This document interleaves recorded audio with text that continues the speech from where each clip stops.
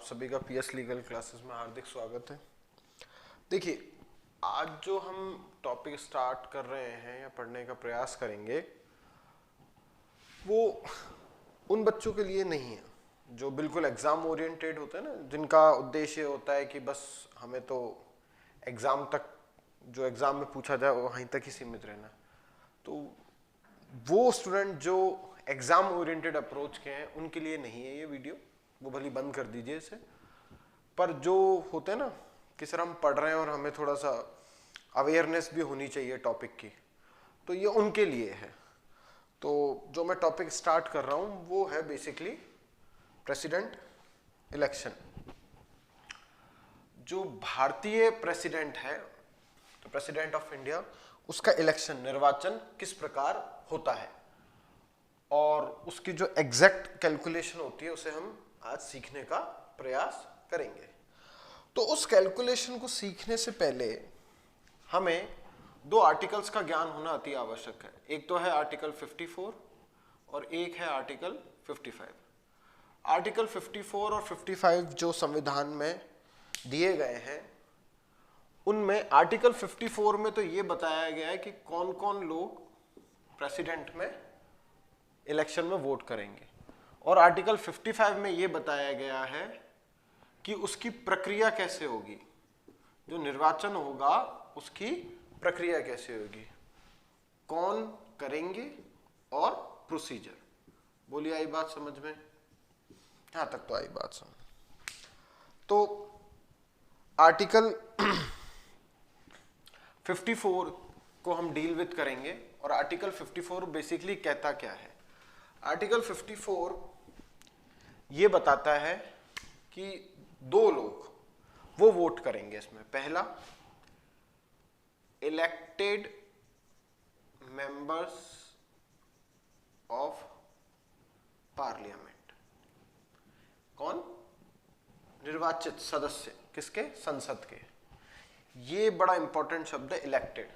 यहां नॉमिनेटेड सदस्य नहीं करेंगे। जो राज्यसभा के जो नॉमिनेटेड सदस्य हैं 12, और एंग्लो इंडियंस जो लोकसभा में 2 हैं, वो नहीं करेंगे। उसी प्रकार से लेजिस्लेटिव काउंसिल और स्टेट लेजिस्लेटिव असेंबली में जो एक सीट रिजर्व करके रिजर्व रखी गई है एंग्लो इंडियन के लिए, उसका एक सदस्य भी राष्ट्रपति के चुनाव में भागीदारी नहीं निभाएगा।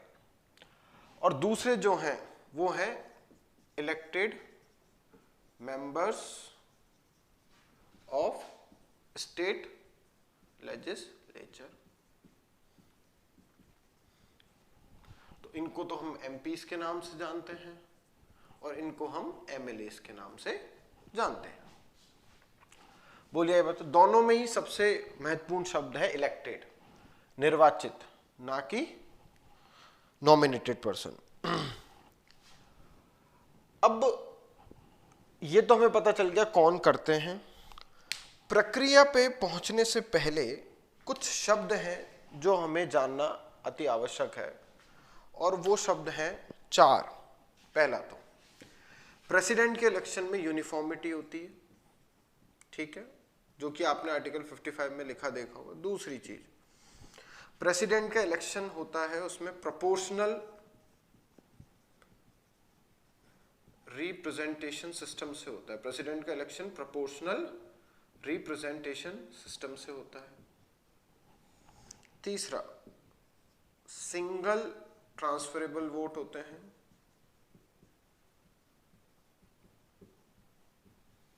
और चौथा, सीक्रेट बैलेट के थ्रू होता है। क्या होता है? यूनिफॉर्मिटी होती है, प्रोपोर्शनल रिप्रेजेंटेशन सिस्टम से होता है, सिंगल ट्रांसफरेबल वोट डलते हैं और सीक्रेट बैलेट के थ्रू। ये 4 चीजें जो की जाएंगी वो किसके द्वारा करवाई जाएंगी? इन दो के, इलेक्टेड मेंबर्स ऑफ पार्लियामेंट और elected members of state legislature. इस कॉम्बिनेशन को हम बोलते हैं इलेक्टोरल कॉलेज। इलेक्टोरल कॉलेज, ये जो 2 सदस्य हैं उनका कॉम्बिनेशन मिलके बनता है इलेक्टोरल कॉलेज। बोलिए, आई बात समझ में? नहीं आई? यहां तक तो आई बात समझ में। अब देखिए, प्रक्रिया समझने से पहले ये भी जानना जरूरी है कि जो प्रेसिडेंट का इलेक्शन है, उसमें वोट डायरेक्ट नहीं होके इनडायरेक्ट इलेक्शन के थ्रू होते हैं। कैसे होते हैं? अप्रत्यक्ष निर्वाचन, इनडायरेक्ट इलेक्शन के थ्रू। मतलब इसमें आम जन की भागीदारी नहीं होती है। तो इसमें कौन करते हैं? आम जन इन दो को सेलेक्ट करते हैं और वो प्रेसिडेंट को सेलेक्ट करते हैं। बोलो आई बात समझ? इसलिए इसको इनडायरेक्ट इलेक्शन बोलते हैं। यहां तक तो आई बात समझ में? हाँ या नहीं? चलो यहां तक तो आई बात समझ में, ठीक है। दूसरी चीज, प्रक्रिया से समझने से पहले एक चीज और समझेंगे, थोड़ा सा ब्रीफ डिस्क्रिप्शन समझने का प्रयास करेंगे। वो क्या है अभी मैं आपको समझाता हूं। वो क्या है बेसिकली,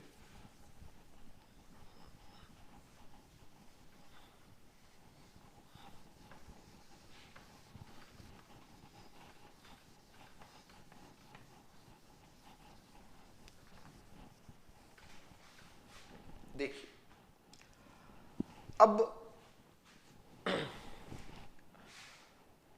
जो वोट डलते हैं प्रेसिडेंट के, तो वो कौन देते हैं? MP MLA. और एमपी एमएलए को कौन चुनता है? हम लोग। तो कहीं ना कहीं चाहे अप्रत्यक्ष रूप से डल रहा है, पर जनता की भागीदारी तो है, प्रत्यक्ष नहीं है, मतलब डायरेक्ट नहीं, इनडायरेक्ट है, मतलब किसी रूप में तो है। तो जो जनता की भागीदारी होती है, तो ऐसा तो होगा नहीं जनता जाएगी वोट डालने, है ना? तो उसके लिए एमपी एमएलए जाए। पर एमपी एमएलए जब वोट डालते हैं तो हर एमपी एमएलए की वोट की एक वैल्यू होती है। क्या होती है? वोट वैल्यू होती है। बोलिए आई बात समझ? क्या होती है? वोट वैल्यू होती है। और उस वोट वैल्यू को निकालने का जो तरीका होता है उसे हम बोलते हैं प्रोपोर्शनल रिप्रेजेंटेशन सिस्टम। तो वोट वैल्यू जो निकाली जाती है वो किसके आधार पर निकाली जाती है? वो आधार है पॉपुलेशन। क्या है? Population, that is census. तो एक चीज आप सभी जानते होंगे कि सेंसस हर 10 साल में होता है, और वो 10 साल का जो पीरियड चलता है वो ऐसे चलता है 1, 11, 21, 31, 41, 51। तो उसी प्रकार से जो हमारे संविधान के लिए सेंसस महत्वपूर्ण है उसको समझने का प्रयास करेंगे। देखिए, देश आजाद हुआ भारत देश 1947 में। 26 जनवरी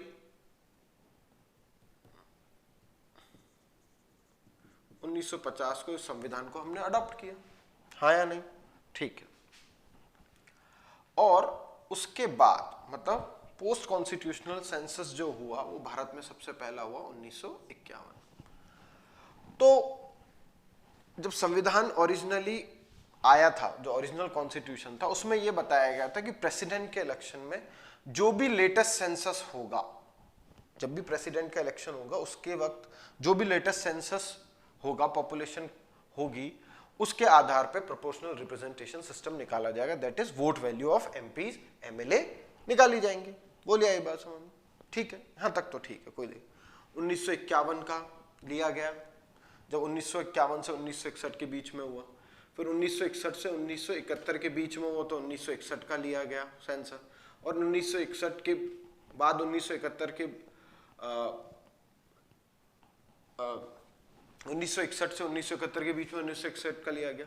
और 1971 के बाद की सिचुएशन समझते हैं।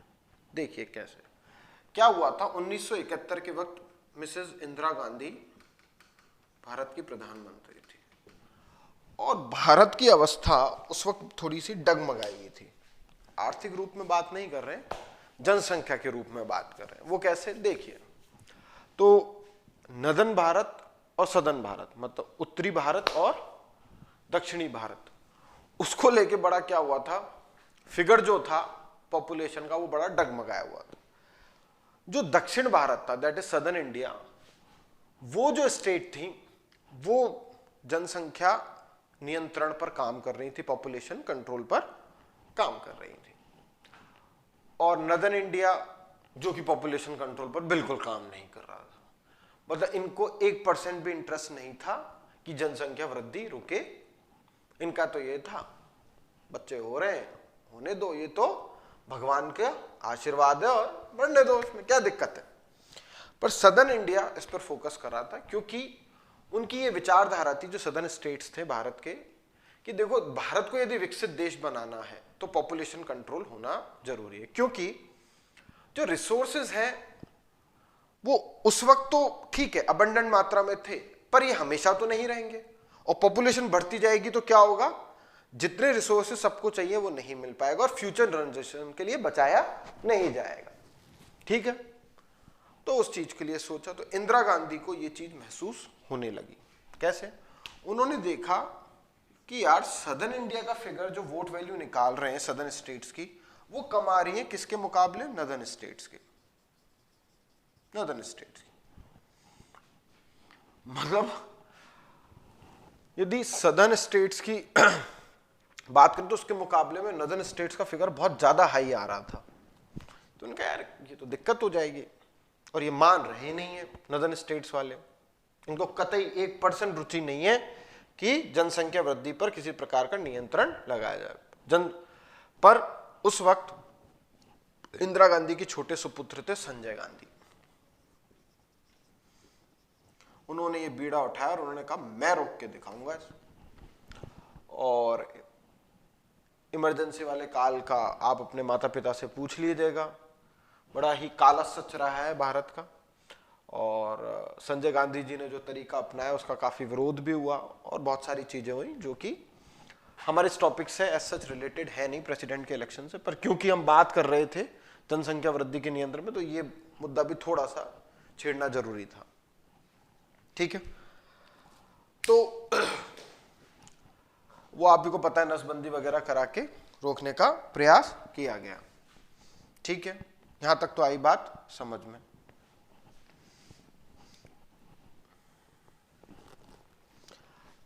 अब 1971 के बाद जो सेंसस है, इंदिरा गांधी ने 42वां कॉन्स्टिट्यूशनल अमेंडमेंट किया और उसमें यह कह दिया कि प्रेसिडेंट के इलेक्शन के लिए सन 2000 तक, कब तक, ईयर 2000 तक कौन सा सेंसस का फिगर लिया जाएगा, 1971।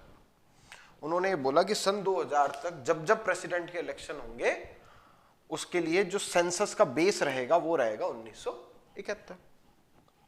ठीक है, 2000 आ गया। 2000 के बाद आपने देखा 2000 के बीच में जब 2000 चल रहा था उस वक्त थी अटल बिहारी वाजपेयी की सरकार। इन्होंने 42वां का दुगना that is 84th constitutional amendment किया और उन्होंने बोला कि 2026 तक, मतलब 2026 तक 1971 का ही सेंसस लिया जाएगा राष्ट्रपति के चुनाव के, और उसके बाद जो भी उस वक्त जो पहला लेटेस्ट सेंसस होगा दैट इज 2031 वो लिया जाएगा। तो ये प्रश्न पूछा भी जाता है कि प्रेसिडेंट के इलेक्शन के लिए नेक्स्ट सेंसस कौन सा होगा, तो वो सब समझते हैं 2026 तो वो लिया गया है कि इससे पहले तक तो 1971, इसके बाद वाले में लिया जाएगा 2031 का सेंसस। ठीक है, तो उन्होंने बताया कि नेक्स्ट सेंसस 2031 वाला लिया जाएगा, कोई दिक्कत नहीं। जिनकी रिपोर्ट आने में 2-1 साल लगते हैं, मतलब जैसे 2011 में हुआ होगा सेंसस तो उसकी रिपोर्ट आते आते 2013 हो जाता है, और ये बड़ी आम बात है क्योंकि इतना बड़ा फिगर होता है, भारत का कोई छोटा मोटा तो है नहीं 5-10 करोड़ का, 130 करोड़ और प्लस चल रहे हैं अब। ठीक है, और यदि आज के लेटेस्ट सेंसस के हिसाब से वोट वैल्यू लेते तो यूपी और इनकी तो भैया 1000+ आती। ठीक है, चलिए, ये तो हमें थोड़े से हिस्टोरिकल बैकग्राउंड समझ में आया। तो अब मैंने आपको प्रोपोर्शनल रिप्रेजेंटेशन सिस्टम सिखाऊंगा मैं आपको, और उससे पहले मैंने एक शब्द इस्तेमाल किया था यूनिफॉर्मिटी। तो यहां यूनिफॉर्मिटी का अर्थ है कि एमपीज, इलेक्टेड एमपीज और एमएलएज एक साथ वोट करते हैं, इसलिए इनमें यूनिफॉर्मिटी होती है। क्या होती है? यूनिफॉर्मिटी। और यूनिफॉर्मिटी सिर्फ एक साथ करने पे नहीं है, इसके पीछे एक चीज और है यूनिफॉर्मिटी के पीछे, वो क्या है देखिए, कि मान लीजिए यूपी राज्य, उसका एक एमएलए जो है उसकी वोट वैल्यू जो निकलेगी वो ही एमपी के दूसरे यूपी के दूसरे एमएलए की वोट वैल्यू होगी, या मतलब जितने भी एमएलएज हैं यूपी की उन सब की वोट वैल्यू एक ही होगी। मतलब एक एमएलए की निकाल लीजिए, वो ही वोट वैल्यू सभी यूपी के एमएलए की होगी। इसी प्रकार से राजस्थान, मध्य प्रदेश, उत्तराखंड, हिमाचल प्रदेश, आंध्र प्रदेश, तमिलनाडु, केरला, महाराष्ट्र, कर्नाटक सभी स्टेट की निकलेगी। तो इसका कहने का मतलब होता है one vote value of MLA equals to vote value of another MLA of the same state. किसका? सेम स्टेट की। परंतु ये नहीं है कि यूपी के एमएलए की vote value equals to Rajasthan के एमएलए की वोट वैल्यू हो, नहीं, ये नहीं होता है, ये नॉट इक्वल। हो सकता है फिगर सेम आ जाए, ये हो सकता है फिगर सेम आ जाए, पर ये कहना कि वोट वैल्यू सेम होगी, ये गलत जवाब है। कैलकुलेशन में मे भी हो सकता है, जैसे उदाहरण बताओ, झारखंड, तमिलनाडु, इनकी दोनों की बराबर की वोट वैल्यू दैट इज 175। बोलिए आई बात समझ में? ये कैलकुलेशन में हो सकता है आ जाए, कोइंसिडेंस हो जाए। बाकी कहना कि यूपी के एमएलए की vote value equals to MLA of Rajasthan, तो ये गलत है। हाँ, यदि यूपी के एमएलए तो उनकी वोट वैल्यू इक्वल होगी, एमएलए ऑफ राजस्थान की वोट वैल्यू इक्वल होगी। मतलब उदाहरण बताओ, मैं कहना चाह रहा हूं जयपुर का एक एमएलए है सांगानेर से, उसकी जो वोट वैल्यू होगी, जो उसकी वोट वैल्यू होगी, वो भली राजस्थान के कहीं के, मान लीजिए उदयपुर सिटी के एमएलए की भी वोट वैल्यू वो ही होगी। हाँ या नहीं? बोलो, यहां तक तो आई बात समझ। उसी प्रकार से एमपीस का, एक एमपी की वोट वैल्यू निकाल लो, भारत के सारे एमपीस की वोट वैल्यू वो ही होगी। बोलिए आई बात समझ। तो vote value of one MP equals to vote value of another member of parliament. हाँ या नहीं? बिल्कुल, यहां तक तो बात समझ में। अब वापस हम उसी पे चलेंगे, इलेक्टोरल कॉलेज। तो मैंने बताया था ना, इलेक्टोरल कॉलेज में कौन कौन होते हैं?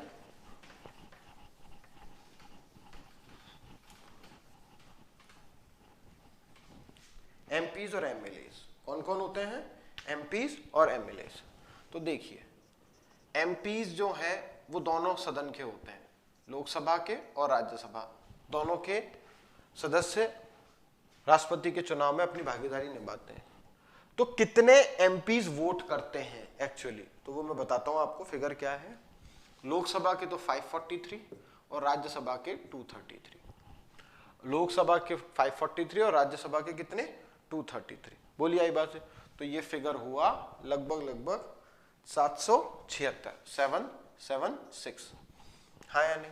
और दूसरे एमएलएस, इलेक्टेड एमएलएस, तो इन इलेक्टेड एमएलएस में दिल्ली प्लस पौंडीचेरी, इन दो यूनियन टेरिटरी के एमएलएस भी इंक्लूड किए गए 70th कॉन्स्टिट्यूशनल अमेंडमेंट से। और जो टोटल एमएलएस वोट करते हैं उसका फिगर है 4120। बोलिए आई बात समझ में नहीं आई? टोटल एमपीज भारत में कितने हैं जो प्रेसिडेंट के इलेक्शन में भाग कर लेते हैं? वो 776। कितने एमएलए हैं भारत के? वो 4180। और यदि ये फिगर हम प्लस कर दें, ये और ये फिगर प्लस कर दें, तो आएगा 4896, 4896, 4896 एमएलएज और एमपीज भाग लेते हैं राष्ट्रपति के चुनाव। ये इलेक्टेड मेंबर्स हैं, वोट वैल्यू नहीं है। वोट वैल्यू तो अभी निकालना हम सीखेंगे। बोलिए आई बात समझ में? तो इलेक्टोरल कॉलेज में कितने टोटल नंबर ऑफ सदस्य हैं, वो ये है फिगर, जो कि इसमें अपनी भागीदारी निभाता है। बोलिए आई बात समझ में नहीं आई? यहां तक तो आई बात समझ में। अब हम निकालना सीखेंगे vote value, that is proportional representation system. देखते हैं।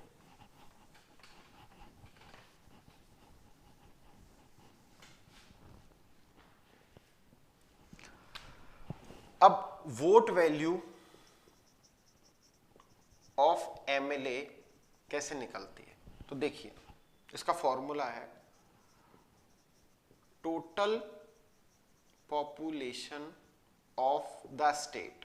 यहां द स्टेट इसलिए बोल रहा हूं, कंसर्निंग स्टेट, जैसे एमपी, राजस्थान, जिसकी निकाल, डिवाइडेड बाय या अपॉन नंबर ऑफ एमएलएज, उस राज्य में कितने टोटल नंबर एमएलए हैं, डिवाइडेड बाय 1000। तो एक बार उदाहरण बतौर ले लेते हैं। ऐसे ही मान लीजिए राजस्थान की तरफ से देख लें। मान लीजिए राजस्थान की पॉपुलेशन है 1 करोड़।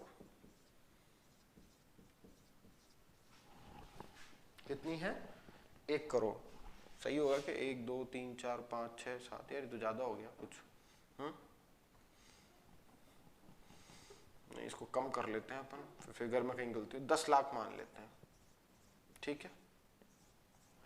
और यहां मान लीजिए टोटल नंबर ऑफ एमएलए कितने हैं राजस्थान में 100, टोटल पॉपुलेशन कितनी है 10 लाख, और एमएलए कितने हैं 100।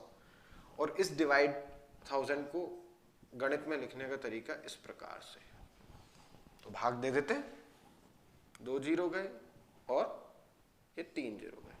तो राजस्थान के एक एमएलए की वोट वैल्यू कितनी है 10। बोलिए आई बात समझ में? नहीं आई? यहां तक तो आई बात। तो वो ही राजस्थान के दूसरे एमएलए की भी हो।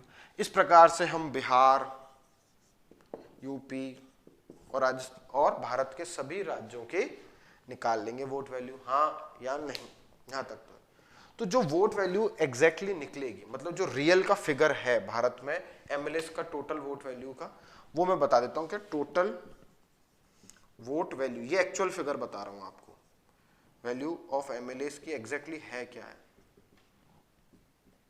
549474, 5,49,474, 5,49,474 वोट वैल्यू है किनकी, 4,120 एमएलए की टोटल वोट वैल्यू ये निकलती है। बोलिए आई बात समझ में आई नहीं आई? यहां तक तो आई बात समझ में। तो ये तो हमने वोट वैल्यू ऑफ एमएलए निकाल ली। अब हम एमपीज की वोट वैल्यू निकालना सीखते हैं।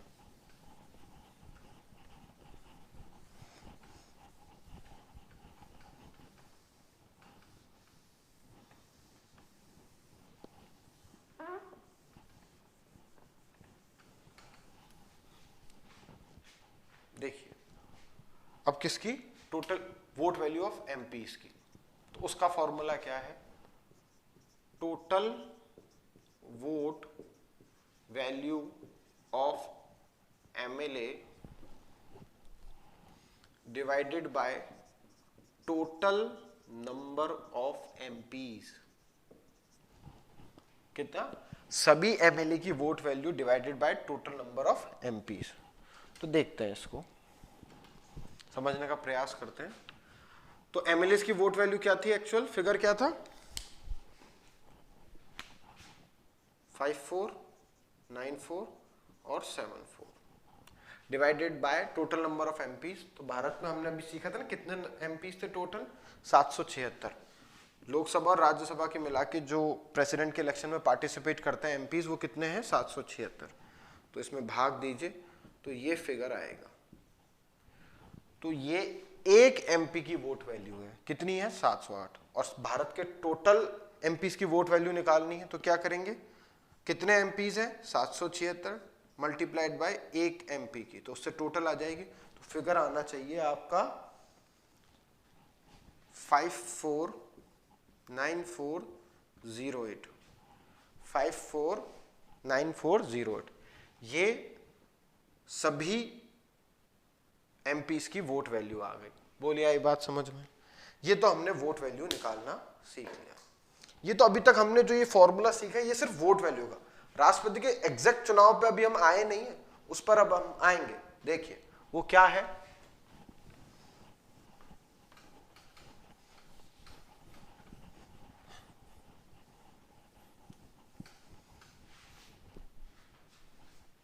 देखिए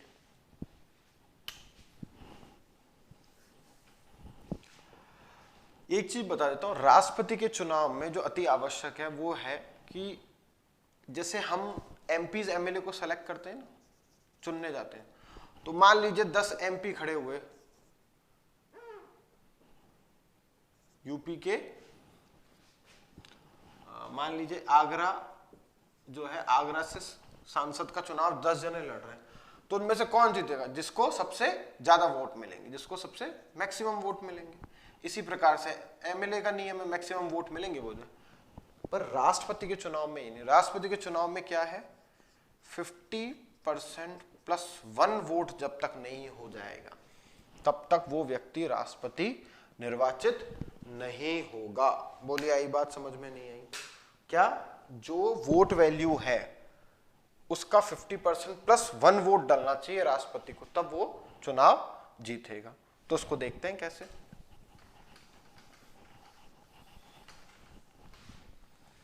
तो हमने टोटल वोट वैल्यू निकाली थी ना इलेक्टोरल कॉलेज की।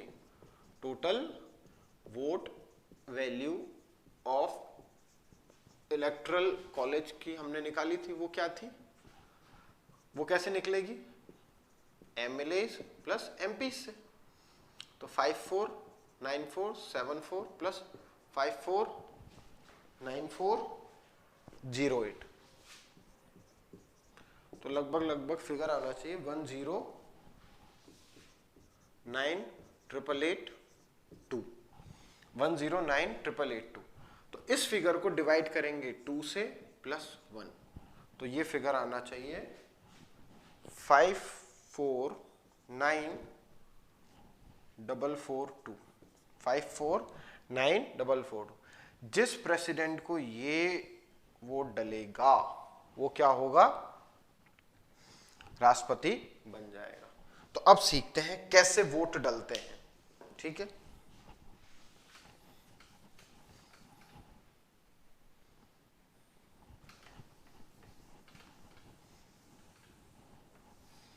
तो ये जो वोट वैल्यू वाला फिगर है ये हम अज्यूम करेंगे कैसे, मान लीजिए total vote value of electoral college की क्या है, 2500 फिगर है।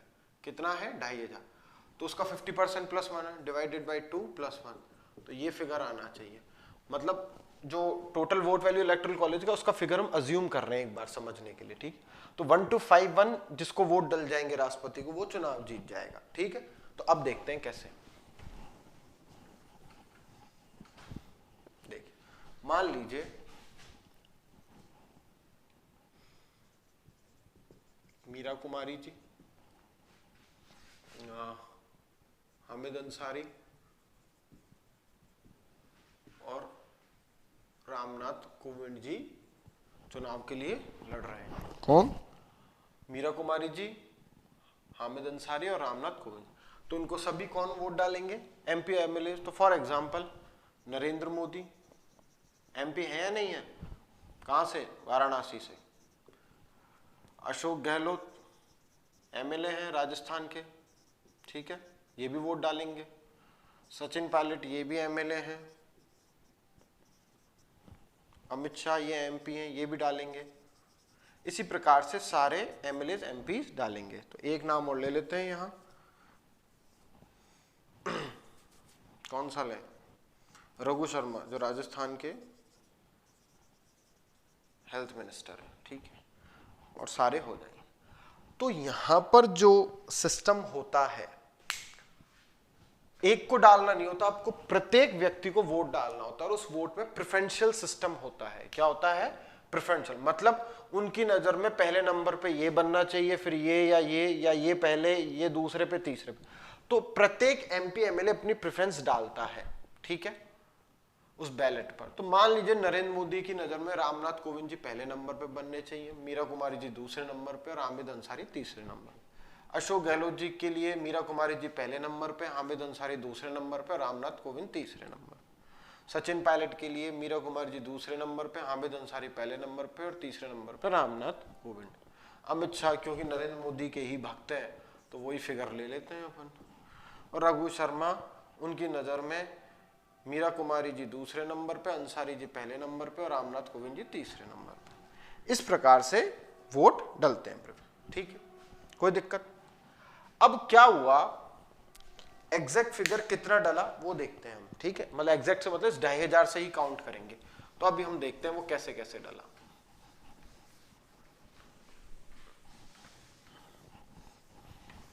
ढाई हजार हमने वोट वैल्यू अज्यूम करी थी ना, तो उससे ही देखेंगे, ठीक है। कौन कौन था, मीरा कुमारी जी थी, हामिद अंसारी थे और रामनाथ कोविंद जी थे, ठीक है। मान लीजिए 2500 में से मीरा कुमारी जी को डले 600 जो वोट वैल्यू, हामिद अंसारी जी को डले 300, ठीक है। तो 600 और 300 कितने हुए, 900, और 2500 में से गए 900, तो कितने बचे, नहीं एक बार इस फिगर को चेंज करते हैं अपन। मान लीजिए इनको डले 1000, 1600 और इसमें रामनाथ कोविंद जी को डले 900। हाँ या नहीं? 900, हाँ ठीक है, बिल्कुल सही। मीरा कुमार जी को 600, हामिद अंसारी जी को 1000 और रामनाथ कोविंद जी को 900। तो समझ रहे, सबसे कम वोट किसको डले? मीरा कुमारी जी को। तो ये तो हो गई इलेक्शन से बाहर। अब क्या होगा, ये जो 600 वोट डले मीरा कुमार जी को, मतलब एमपी एमएलए उनमें से 600 को क्या 600 एमपी मतलब 600 लोगों का क्या मानना था, जो वोट वैल्यू थी वो 600 की, वो क्या कहती थी कि एक नंबर पे मीरा कुमारी जी होनी चाहिए। तो बाकियों को भी तो दिया होगा ना दूसरे तीसरे नंबर पे। तो वो फिगर क्या होगा, वो इनमें डिवाइड हो जाएगा। किनमें? इन दोनों में ऐड हो जाएगा। तो उसको बोलते हैं हम single transferable vote. Single transferable vote मतलब एक एक वोट जो है वो इनमें जोड़ दिया जाएगा, क्योंकि प्रायोरिटी तो जैसे इनके में प्रायोरिटी दी है, एक नंबर पे 1000 दी है, एक नंबर पे 900, एक नंबर पे 600, तो ये तो सबसे कम फिगर है, इनको तो दूसरे तीसरे पे भी तो दी होगी। तो मान लीजिए 600 में से